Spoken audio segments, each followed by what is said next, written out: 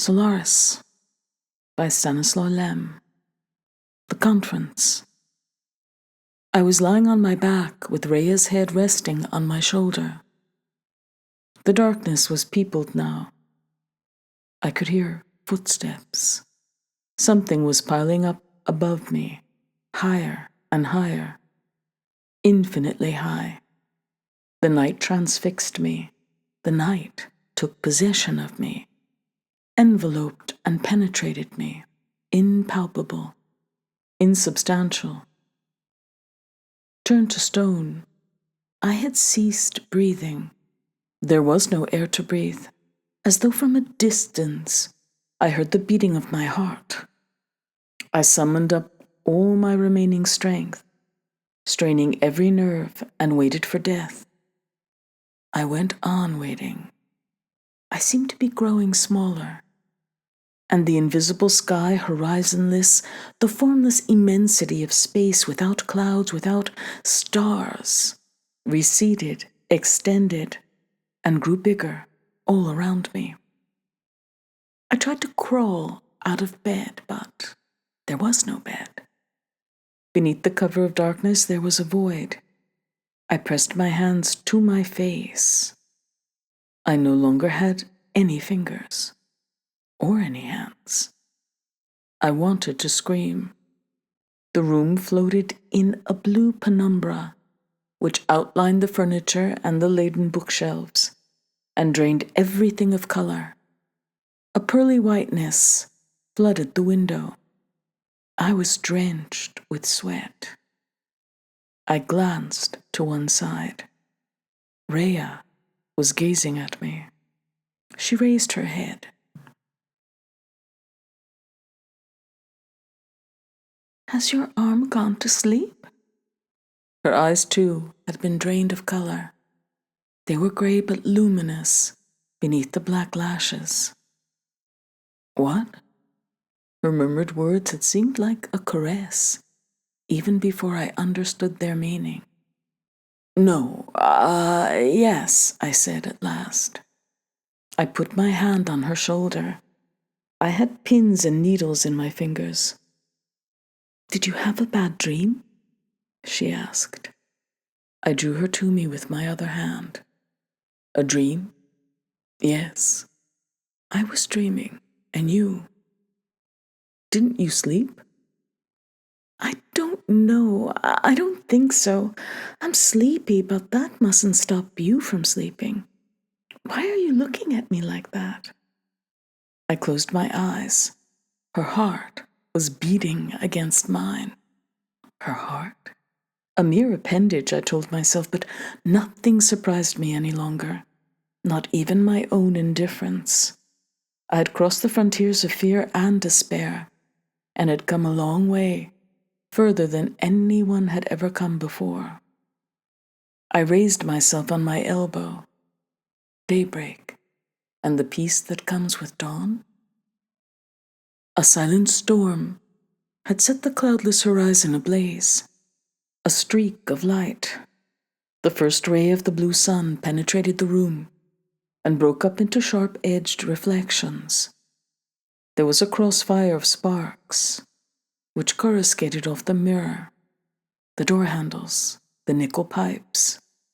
The light scattered, falling onto every smooth surface as though it wanted to conquer ever more space, to set the room alight. I looked at Rhea. The pupils of her gray eyes had contracted. She asked me, in an expressionless voice, "Is the night over already?" Night never lasts long here. "And us? What about us? Are we going to stay here long?" Coming from her, the question had its comic side, but when I spoke, my voice held no trace of gaiety. "Quite a long time, probably. Why, don't you want to stay here?" Her eyes did not blink. She was looking at me inquiringly. Did I see her blink? I was not sure. She drew back the blanket, and I saw the little pink scar on her arm.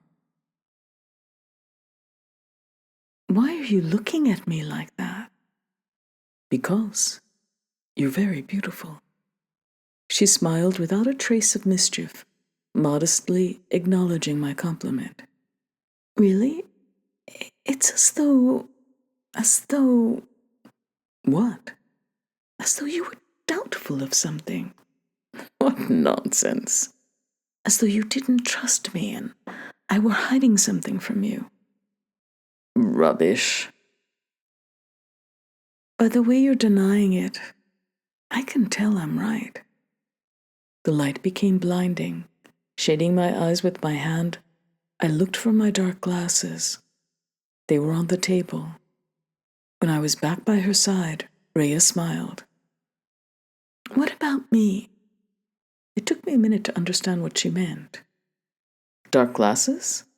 I got up and began to hunt through drawers and shelves, pushing aside books and instruments. I found 2 pairs of glasses, which I gave to Rhea. They were too big. They fell halfway down her nose. The shutters slid over the window. It was dark once more. Groping, I helped Rhea remove her glasses and put both pairs down under the bed. What shall we do now? She asked. At night time, one sleeps. Kris. Yes? Do you want a compress for your forehead? No thanks. Thank you, my darling. I don't know why I had added those 2 words. In the darkness, I took her by her graceful shoulders. I felt them tremble, and I knew, without the least shadow of doubt, that I held Rhea in my arms. Or rather, I understood in that moment that she was not trying to deceive me. It was I who was deceiving her, since she sincerely believed herself to be Rhea. I dropped off several times after that, and each time, an anguished start jolted me awake. Panting, exhausted, I pressed myself closer to her, my heart gradually growing calmer. She touched me cautiously on the cheeks and forehead with the tips of her fingers to see whether or not I was feverish. It was Rhea, the real Rhea, the one and only Rhea. A change came over me. I ceased to struggle, and almost at once, I fell asleep. I was awakened by an agreeable sensation of coolness. My face was covered by a damp cloth. I pulled it off and found Rhea leaning over me. She was smiling and squeezing out a second cloth over a bowl. What a sleep, she said, laying another compress on my forehead. Are you ill? No. I wrinkled my forehead. The skin was supple once again.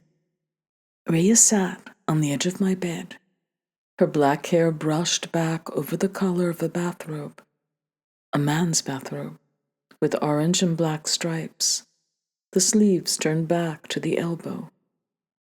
I was terribly hungry. It was at least 24 hours since my last meal. When Rhea had finished her ministrations, I got up. 2 dresses draped over the back of a chair caught my eye.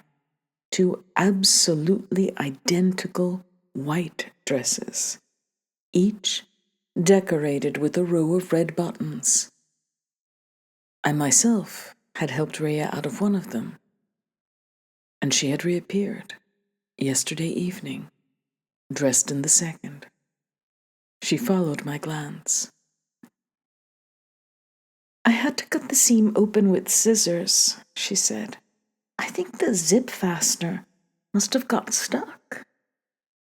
The sight of the 2 identical dresses filled me with a horror which exceeded anything I had felt hitherto. Rhea was busy, tidying up the medicine chest. I turned my back and bit my knuckles, unable to take my eyes off the 2 dresses, or rather, the original dress and its double. I backed towards the door. The basin tap was running noisily. I opened the door and, slipping out of the room, cautiously closed it behind me. I heard the sound of running water, the clinking of bottles. Then suddenly, all sound ceased. I waited, my jaw clenched, my hands gripping the door handle, but with little hope of holding it shut. It was nearly torn from my grasp by a savage jerk. But the door did not open. It shook and vibrated from top to bottom. Dazed, I let go of the handle and stepped back. The panel, made of some plastic material, caved in as though an invisible person at my side had tried to break into the room. The steel frame bent further and further inwards, and the paint was cracking. Suddenly, I understood. Instead of pushing the door, which opened outwards, Rhea was trying to open it by pulling it towards her. The reflection of the lighting strip in the ceiling was distorted in the white painted door panel. There was a resounding crack, and the panel, forced beyond its limits, gave way. Simultaneously, the handle vanished, torn from its mounting. Two blood-stained hands appeared, thrusting through the opening and smearing the white paint with blood. The door split in two, the broken halves hanging askew on their hinges. First, a face appeared, deathly pale. Then, a wild-looking apparition, dressed in an orange and black bathrobe, flung itself, sobbing, upon my chest. I wanted to escape, but it was too late, and I was rooted to the spot.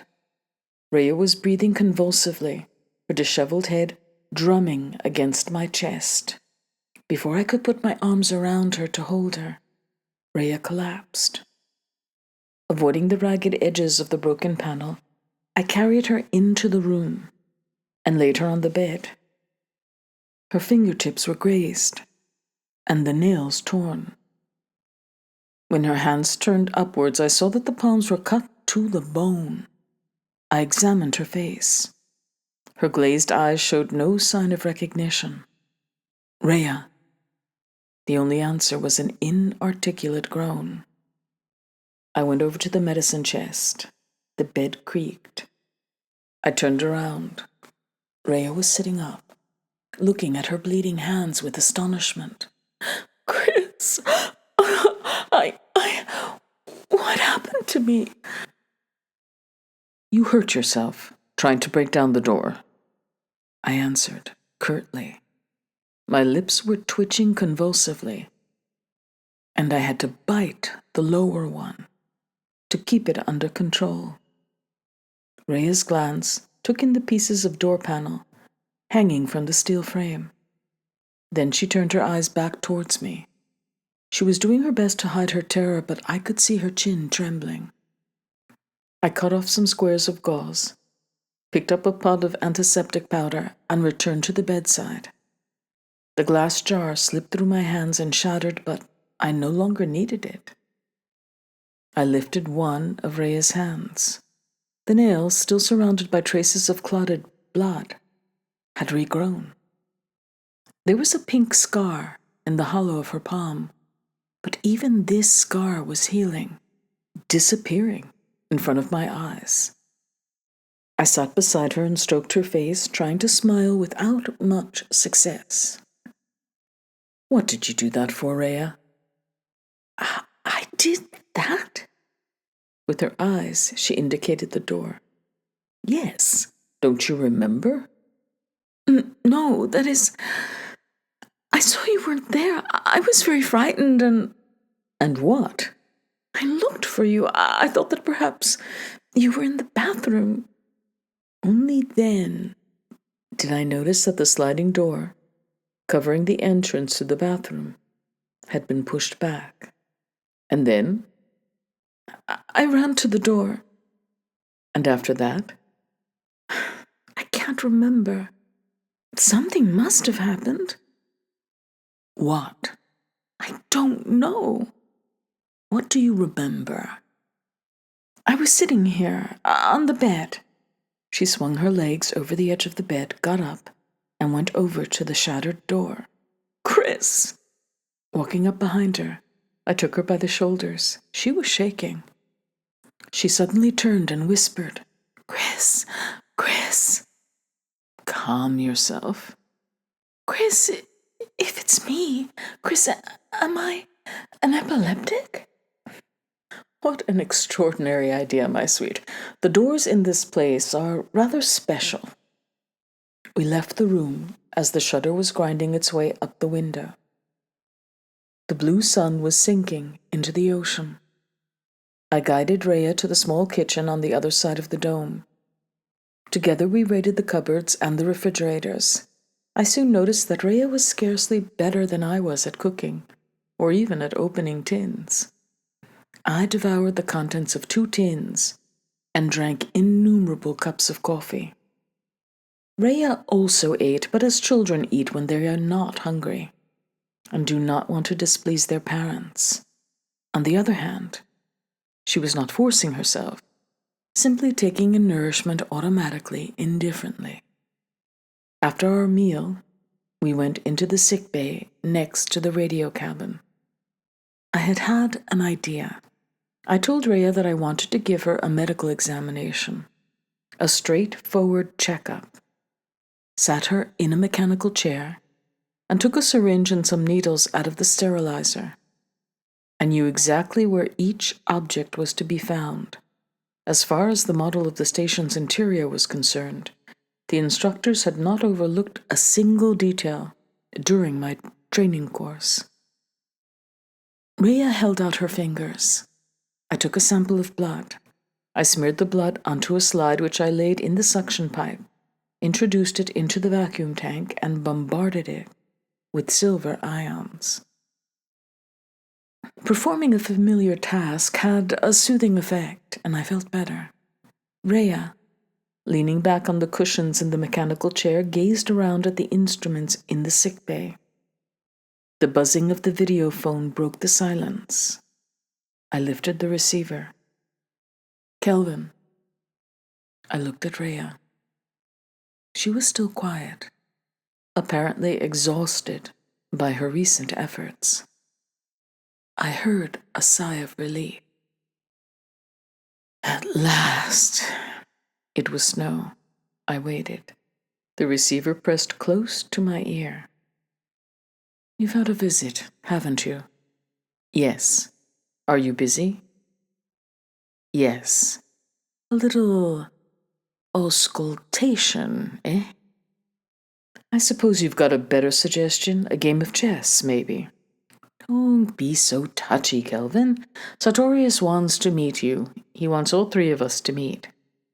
Very kind of him, I answered, taken aback, but I stopped, then went on. Is he alone? No, I haven't explained properly. He wants to have a talk with us. We'll set up a 3-way videophone link, but with the telescreen lenses covered. I see. Why didn't he contact me himself? Is he frightened of me? Quite possibly, grunted Snow. What do you say? A conference in an hour's time. Will that suit you? That's fine. I could see him on the screen. Just his face, about the size of a fist. For a moment, he looked at me attentively. I could hear the crackling of the electric current.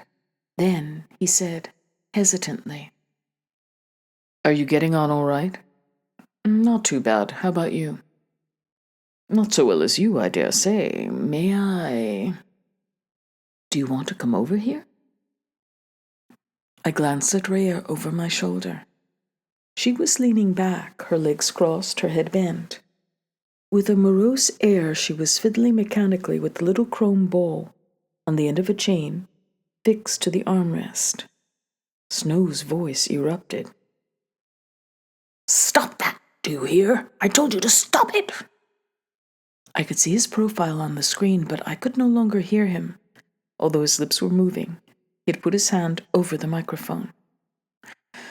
"No, I can't come," he said quickly. "Later, perhaps. In any case, I'll contact you in an hour." The screen went blank. I replaced the receiver.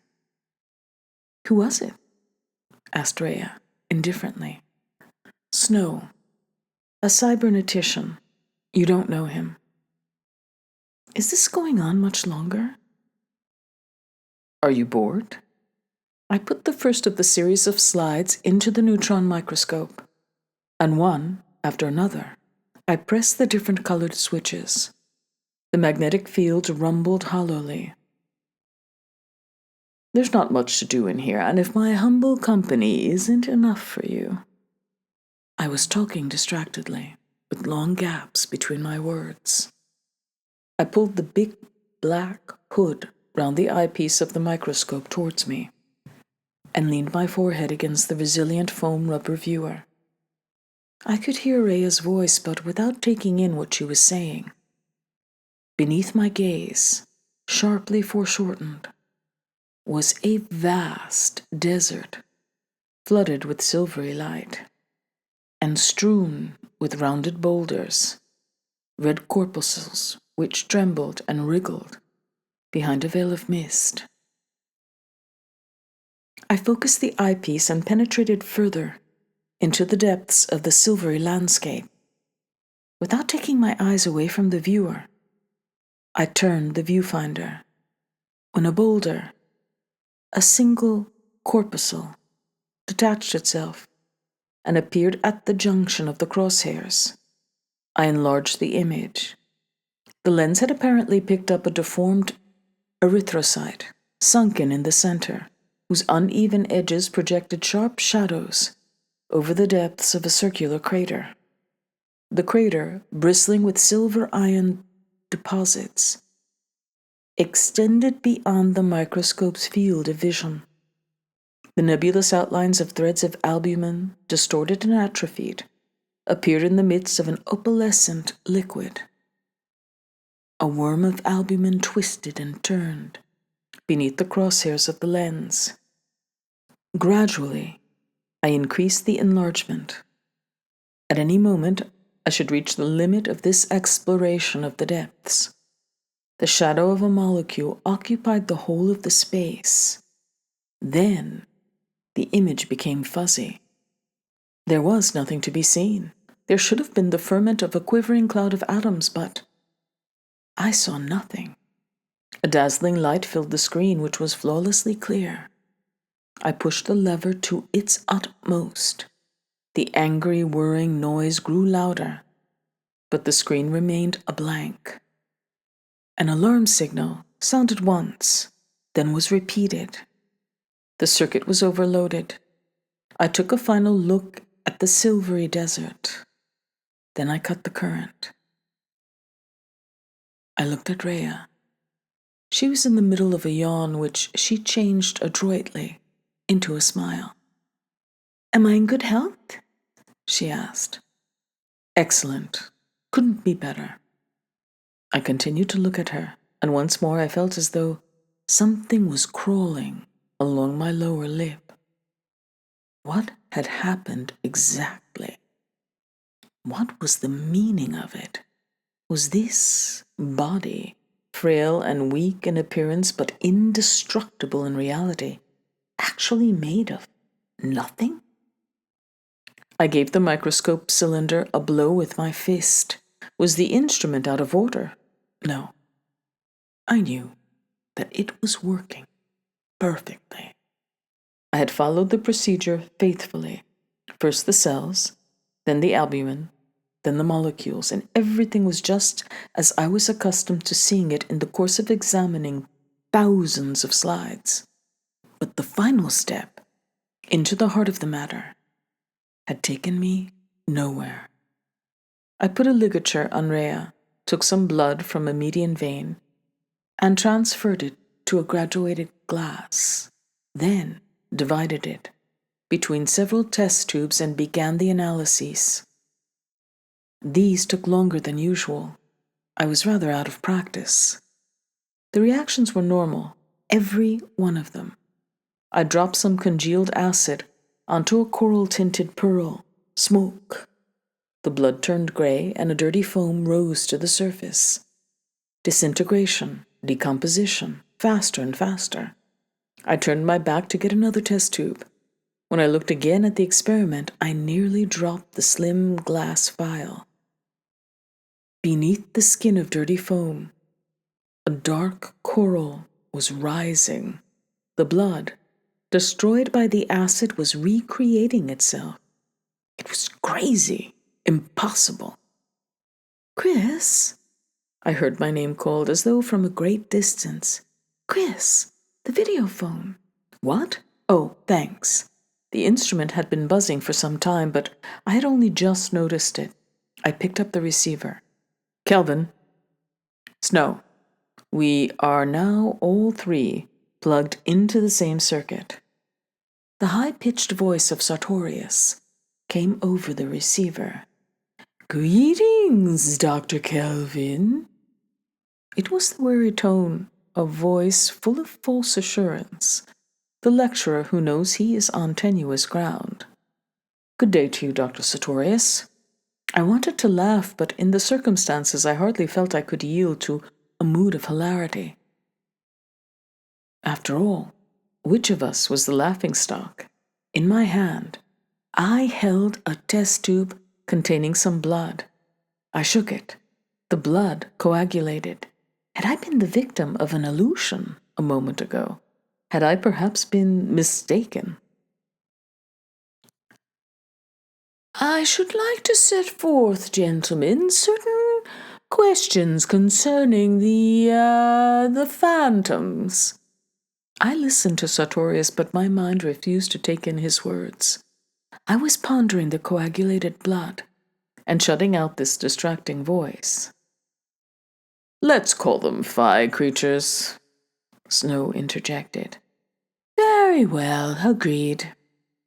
A vertical line, bisecting the screen and barely perceptible, showed that I was linked to two channels on either side of this line. I should have seen two images, Snow and Sartorius, but the light-rimmed screen remained dark. Both my interlocutors had covered the lenses of their sets. "Each of us has made various experiments."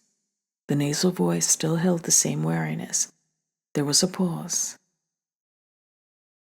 "I suggest first of all that we pool such knowledge as we have acquired so far," Sartorius went on.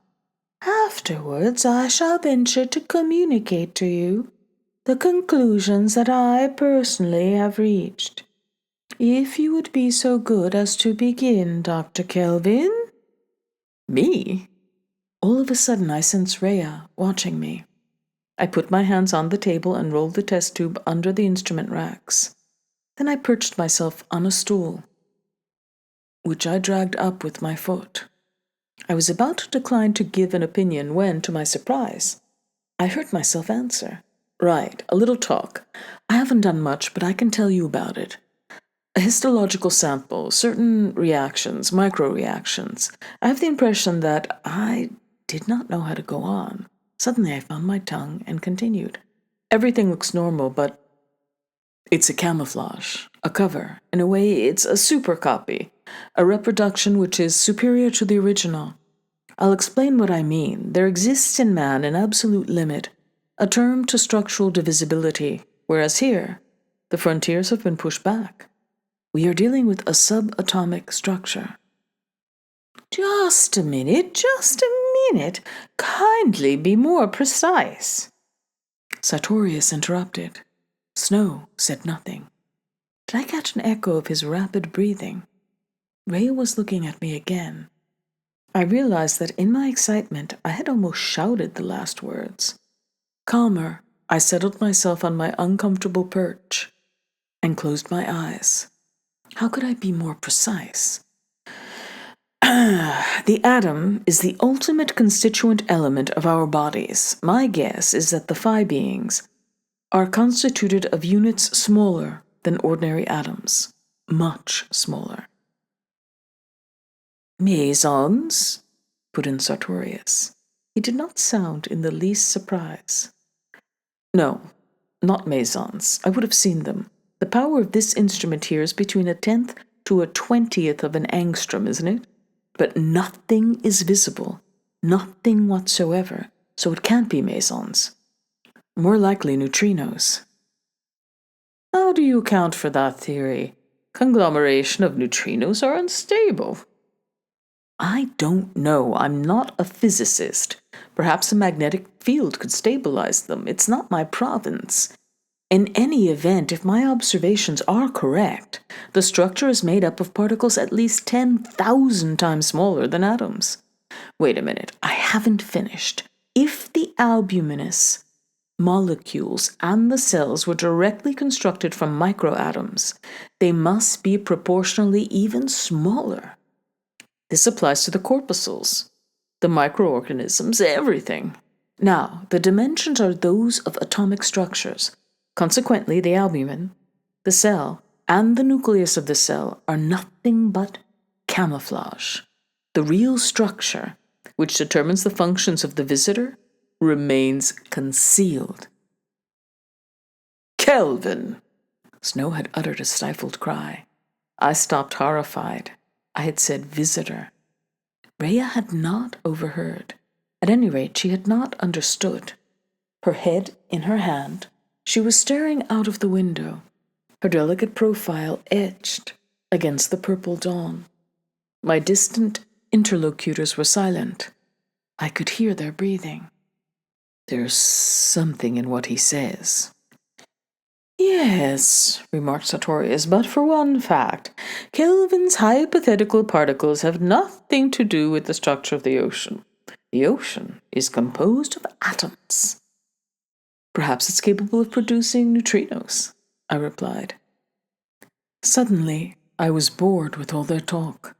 The conversation was pointless and not even amusing. Kelvin's hypothesis explains this extraordinary resistance and the speed of regeneration. Snow growled. They probably carry their own energy source as well. They don't need food. I believe I have the chair, Sartorius interrupted. The self-designated chairman of the debate was clinging exasperatingly to his role. I should like to raise the question of the motivation behind the appearance of the five creatures. I put it to you as follows. What are the five creatures?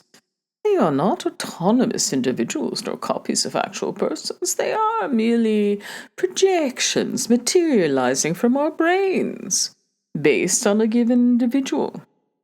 I was struck by the soundness of this description. Sartorius might not be very sympathetic, but he was certainly no fool.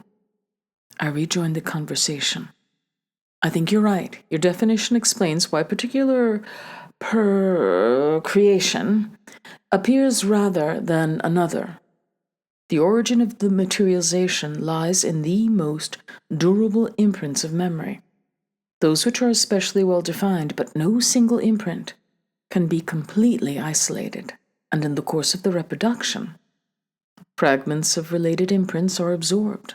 Thus, the new arrival sometimes reveals a more extensive knowledge than of the individual of whom it is a copy. Kelvin! Shouted Snow once more. It was only Snow who reacted to my lapses. Sartorius did not seem to be affected by them. Did this mean that Sartorius's visitor was less perspicacious than Snow's? For a moment, I imagined the scholarly Sartorius cohabiting with the cretinous dwarf. Indeed, that corresponds with our observations, Sartorius said. Now, let us consider the motivation behind the apparition. It is natural enough to assume, in the first instance, that we are the object of an experiment. When I examine this proposition, the experiment seems to me badly designed. When we carry out an experiment, we profit by the results, and above all, we are carefully note the defects of our methods. As a result, we introduce modifications in our future procedure, but in the case with which we are concerned, not a single modification has occurred. The five creatures reappear exactly as they were, down to the last detail, as vulnerable as before, each time we attempt to rid ourselves of them.